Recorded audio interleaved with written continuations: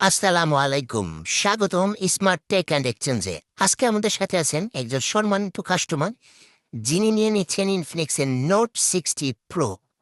চলুন দেখে নেই এই ফোনের আনবক্সিং, এবং আনবক্সিং করার পর ভেতরে কি কি থাকে। ভেতরে কিন্তু দেয়া আছে এক্সট্রা গিফট হিসেবে পাবেন একটি ওয়্যারলেস পাওয়ার ব্যাংক, যেটি কিন্তু আপনি কোনো তারবিহীন, কোনো প্রকার তার লাগবে না, এমনিতেই চার্জ হবে।